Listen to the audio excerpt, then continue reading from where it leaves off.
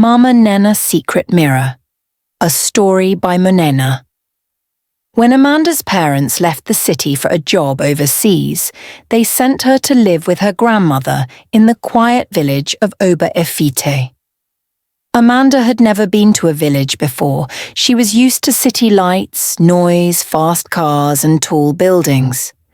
But in Efite, the nights were quiet.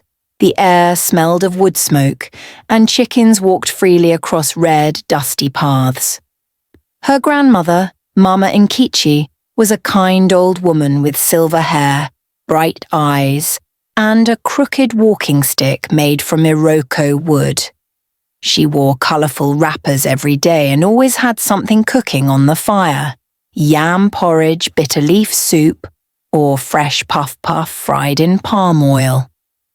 The house was small and made of mud bricks, but warm and full of old things: wooden stools, clay pots, carved masks, and family photos in faded frames. Amanda slept in the back room, one that hadn't been opened in many years. Mama Nnenna said it used to belong to her late sister, Mama Nnenna. On Amanda's first night, as she unpacked her bag, she noticed something strange behind the wardrobe. A tall, thin mirror leaned against the wall. It was covered in an old cloth, dusty and untouched. Curious, Amanda pulled the cloth off and stared at the glass. The mirror didn't look ordinary. The frame was carved with symbols she didn't understand, like eyes, snakes, and tiny stars. The glass shimmered in a strange way, like water. That night, before bed, Amanda looked into the mirror again. But something was wrong. Her reflection didn't move at the same time she did. When she raised her hand, the reflection was still. And then it smiled at her. But Amanda wasn't smiling. She jumped back. Her heart pounded. But when she looked again, the mirror showed only her normal reflection. She told Mama Nnenna about it the next morning. But the old woman only smiled and said, "There are some mirrors that remember more than just your face." Amanda didn't understand. She decided not to touch the mirror again. But days passed, and she couldn't stop thinking about it. One evening, as the sun set and the cicadas began to sing, Amanda sat on her bed facing the mirror. The room was dim. The only light came from a lantern near the door. This time the mirror looked different. The glass swirled like fog. Then it showed something, not her room, not her face. It was like watching a movie. She saw a man walking through the village square. She recognized him. It was Uncle Obi, the man who sold palm wine near the market. In the mirror, he was carrying a basket and laughing with someone. Then, a shadow appeared behind him, a tall figure wearing a black hood, holding a long machete. The machete rose, and then, in one flash, it came down. Blood splashed on the ground. Amanda gasped. She turned away from the mirror, breathing hard. No, it's just a dream. But the mirror was still showing the scene. Uncle Obi lying in the dust, eyes wide, not moving. The figure in black slowly turned around. Then it looked straight at her through the mirror. It was as if it could see her watching. Amanda screamed and covered the mirror with the cloth. She couldn't sleep that night. The next morning, the village was full of whispers. People were gathered near the square. Uncle Obi had been found dead. His throat was cut. No one knew who did it. Amanda's stomach turned cold. It was exactly what she saw. She ran to Mama Nnenna, trembling. "Mama, the mirror. It showed me what happened before it happened." Mama Nnenna's face turned serious. She sat down slowly and held Amanda's hand. "I was hoping you would not see it," she said softly. "That mirror belonged to my sister Nnenna. She had the gift. The mirror shows what is to come, but it is not always kind. And the things it shows They come at a price. What kind of price? Amanda whispered. Mama Nnenna looked away. It starts by showing you, but if you keep watching, the mirror begins to notice you too. Amanda felt a chill run through her body. The killer saw me, Mama. He looked at me through the mirror. Mama Nnenna stood and poured her a cup of warm millet drink. You must not look again, Amanda. The mirror feeds on attention. If you keep looking, it will keep showing. And worse, it will let them find you. But Amanda couldn't stop thinking about it. What if the mirror could help her stop something bad before it happened? A few days later, she heard that Ayo, her friend from school, hadn't returned home after fetching water at the stream. People were searching everywhere. That night, she sat in front of the mirror again. Her hands trembled as she uncovered it. The fog returned, swirling. This time she saw Ayo walking near the bush path. Then the same figure in black stepped out. But before anything happened, Amanda shouted, "Stop! Don't go there!" Of course, Ayo couldn't hear her, but as the machete rose again, Amanda screamed and knocked the mirror over. It cracked slightly at the top. That morning, Ayo was found unconscious near the bush path, alive, but wounded. She had a cut on her arm and bruises, but she was breathing. Amanda's heart raced. She had seen it in time. The villagers said it was a wild animal, but Amanda knew better. Now the mirror had a crack, but it still worked. She told no one. More nights passed, more visions came. Each time someone was hurt. Or worse, each time the killer was the same, tall, silent, face covered in black. And each time before the act, he would turn and stare at her through the mirror. One night, the mirror showed something different. It showed Amanda herself, walking into the bush. Behind her, the killer followed. She screamed, threw the cloth over the mirror, and ran to Mama Nnenna. I saw myself. He's coming for me. Mama Nnenna's eyes filled with fear. The mirror has chosen you now. But why? I didn't ask for it. It does not ask, Mama Nnenna said. It only shows. And once it shows you your own end. She didn't finish the sentence. That night, Mama Nnenna tried to destroy the mirror. She poured oil on it, placed herbs around it, and chanted old songs from the ancestors. But the mirror did not burn. It only glowed, and the crack spread further. And then, voices began to echo from inside the glass, whispering Amanda's name. That was when the dreams started. In her sleep, Amanda would find herself trapped inside the mirror, watching as her grandmother cried and shouted her name from the outside. She would pound on the glass, but no one heard her. When she woke, the mirror would be standing across the room, even though she had left it covered in a corner. Each time she ran from it, it followed. Now every night, it whispers. Now the killer is not just in the mirror. Sometimes Amanda hears footsteps in the hallway.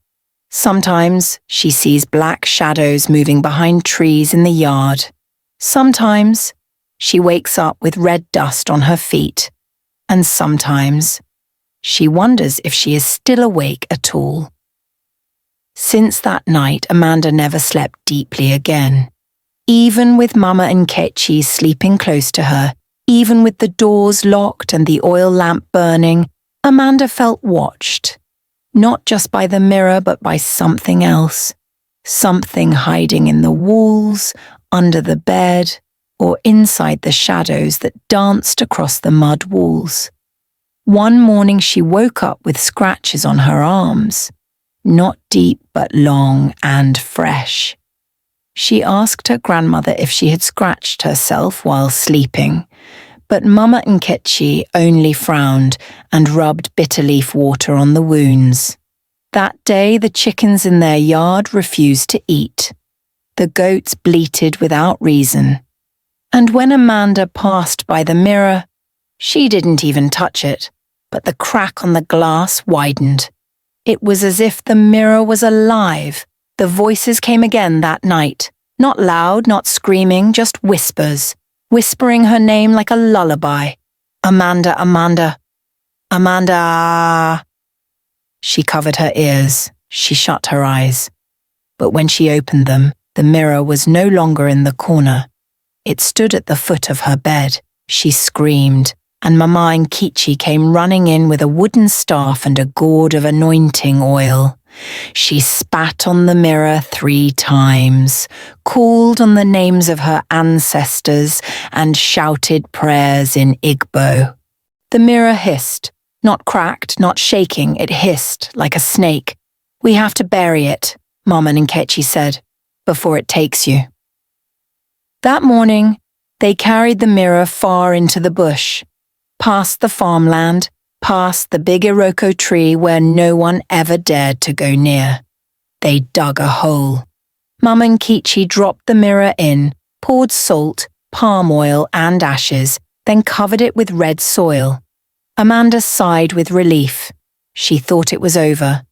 But when they returned home, the mirror was waiting inside her room.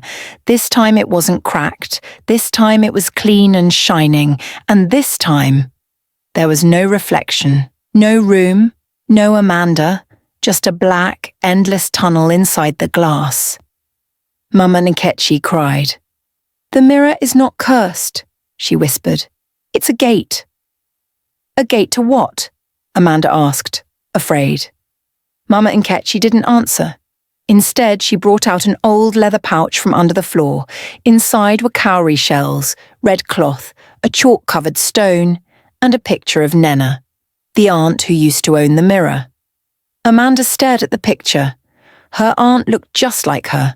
Same nose, same eyes, same small scar near her lip. "They called her gifted," Mama Nnenna said.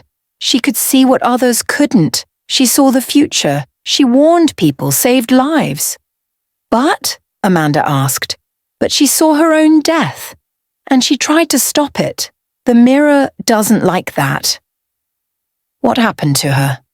Mama Nnenna closed her eyes. One day she vanished, no body, no trace, just the mirror left behind. Amanda felt cold all over. "You think the mirror took her?" Mama Nnenna nodded. That night, Amanda dreamed again. But it didn't feel like a dream. She was walking through the village, but everyone was silent. Still, like statues. Even the wind had stopped. Then she heard someone calling her name, from the trees, from the shadows, from the mirror. She turned and saw herself, but older. Her face was pale, her eyes empty. She said nothing, just raised a hand and pointed behind Ada. Amanda turned slowly. The hooded figure was there, closer now. No machete this time, just staring. And in that moment, Amanda realized she was never the viewer. She had been the one watched. She woke up screaming. But she didn't tell Mama Nnenna, because when she woke up, her grandmother was gone. The house was open, the front door swinging, the pot of yam boiling over, and the mirror was glowing. It showed Mama Nnenna running through the bush, crying for help, before disappearing into smoke. Amanda ran after her barefoot, heart pounding, through the village paths, through the banana trees, calling her grandmother's name. She reached the big Iroko tree. There, beneath the roots, the soil was loose. Amanda dug with her bare hands, crying, shaking. And she found it, not her grandmother, but the mirror.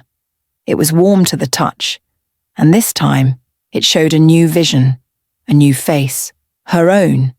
Standing in a room she had never seen before, dark, cold, full of mirrors, all of them broken, all of them whispering, all of them watching.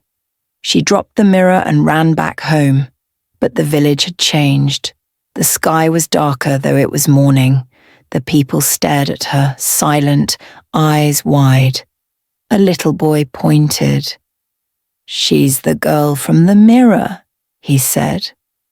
Amanda didn't understand until she saw herself, her own face, on the mirror in someone's window, in another's doorway, in the water pot. The mirror wasn't just following her anymore. It was spreading, and now everyone in Oba Ifate could see. But none of them knew what to do, except Amanda. She had to go back. She had to go where the mirror wanted her to go, even if it meant losing everything, even if it meant entering the mirror, because someone, or something, was waiting on the other side. Amanda stood at the edge of her grandmother's compound, staring at the sky. It was no longer blue. Dark clouds circled overhead, even though it wasn't time for rain. The birds had stopped singing. The wind didn't move the trees. The village was silent, but not peaceful. Everywhere she looked, people were standing still as if frozen. Some had their mouths open like they were trying to scream but couldn't. Some pointed at her with trembling fingers. And there it was again, her face, in water bowls, in cooking pots, in windows, even in the eyes of the goats and chickens. The mirror had taken over. Amanda's legs were weak, but she moved forward, one step at a time, her feet bruised, dusty and sore. The wind whispered her name. "Amanda!" Then louder, "Amanda, ah!" Then, from all around, "Amanda, come back." She followed the sound to the old shrine at the edge of Oba Ifite. It was a small mud hut, hidden beneath trees, with a broken roof and carved wooden idols standing guard at the entrance. It was the same place she saw in her dreams. Inside, the air was cold, even though the sun burned outside. Spiderwebs hung from the ceiling. A small fire crackled in the corner, though no one had lit it. And there it was, the mirror, standing tall, whole again. No cracks, no fog, just smooth glass, and inside it, a room full of mirrors. She saw her grandmother in one of them, crying silently, reaching out but unable to speak. She saw her Aunt Nnenna in another, pale and still, eyes wide open but blank. And she saw herself, standing, not moving, like a ghost.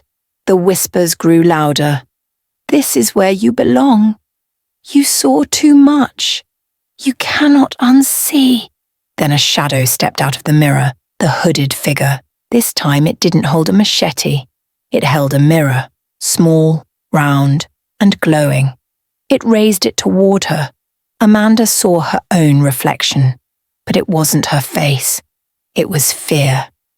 It was all the people she failed to save.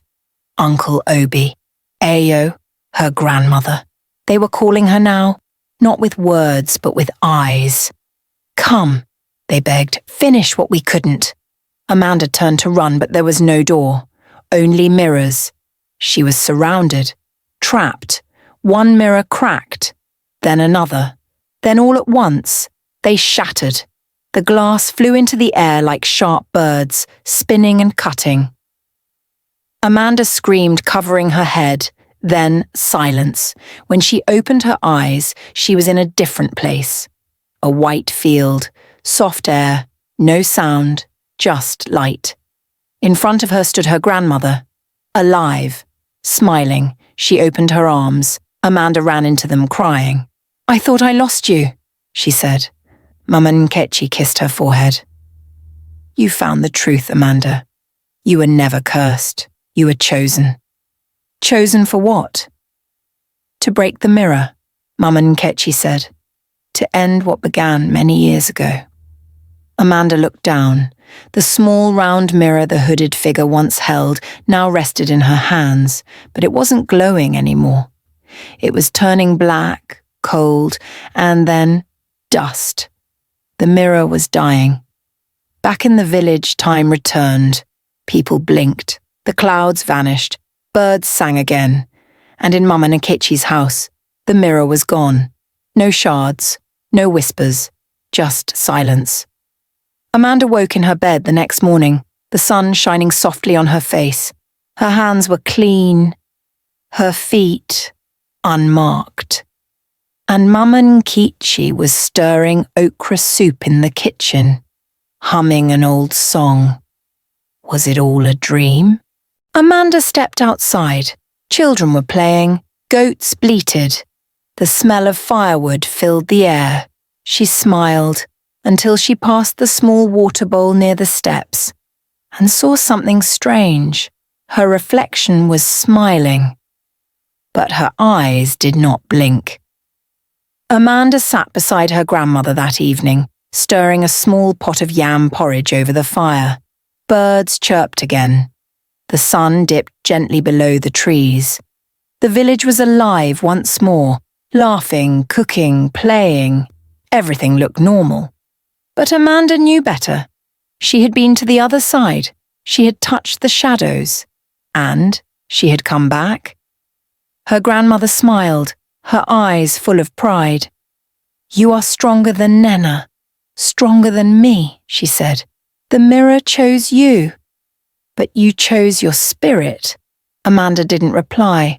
She just stared into the fire, the flames dancing like the dreams that once haunted her. That night, she placed the small round mirror, what remained of the cursed glass, into a calabash. She wrapped it in red cloth, poured sea salt, and sealed it with hot wax and charcoal. She walked to the river before dawn. Not the village river, but the old one, the one hidden deep in the bush, past the sacred tree where the forest swallowed sounds. There, she spoke softly. "In the name of those you took, I end you." And with a deep breath she threw the calabash into the water. The surface bubbled, hissed, and then went still. Gone. Forever. When she turned to leave, the first light of morning fell across the land. The dew sparkled on the leaves. A soft breeze carried the scent of fresh earth and healing. Back in the village, the people welcomed her not just as Ada, but as Amanda the seer. No one feared her now. They came to her with questions, dreams, signs, and she listened, but always carefully, never looking too deep, never touching mirrors again. She had learned the truth, that sometimes seeing the future does not save you. It calls you, and some things are not meant to be seen. Years passed. Amanda grew into a wise woman, just like her grandmother. But in her hut, beneath her bed, wrapped tightly in cloth, was the smallest sliver of glass that never sank in the river. She kept it not for power, but as a reminder that even when we break the past, it never truly disappears. It waits, it watches, it whispers. But now Amanda was no longer afraid, because she knew who she was, not just a girl in the mirror, but the one who walked through it and returned. You can't run from what you are meant to face. Even when fear reflects itself in front of you, do not hide. The power to overcome it lives not in the mirror, but in you.